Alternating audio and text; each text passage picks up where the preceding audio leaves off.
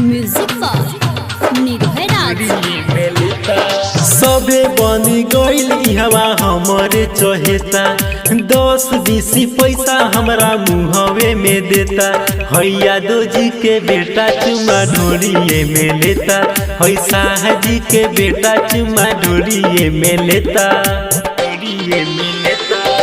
Music पर निर्भय राज। केतना के जान ले ले हमर स्माइल बा।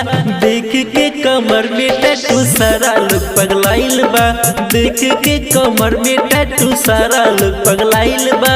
टुकुर टुकुर ताके हमरा पे टुअर घेटा। कहे कौन बीस के कैले बा हेता हेता। हैया दो जी के बेटा चुमा ढोरिए पलेता। है शाह जी के बेटा चुमा ढोरिए पलेता। म्यूजिक पर निर्भय राज। सबे बनी गइल इहवा हमरे चहेता 10-20 पैसा हमरा मुहवे में देता।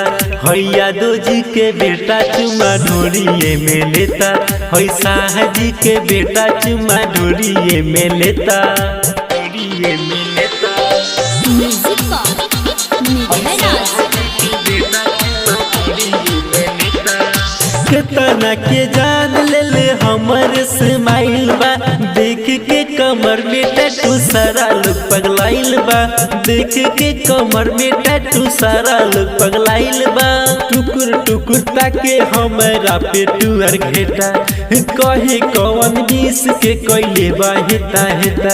हैया दो जी के बेटा चुमा ढोरिए पलेता। है शाह जी के बेटा चुमा ढोरिए पलेता। म्यूजिक पर निर्भय राज। सूरज साजिद बने सभी कहा से बेटर। राउटी के पीछे हमसे कहिल चाहे भेटर। राउटी के पीछे हमसे कहिल चाहे भेटर।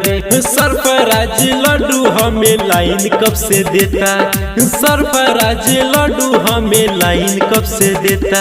हैया दो जी के बेटा चुमा ढोरिए पलेता।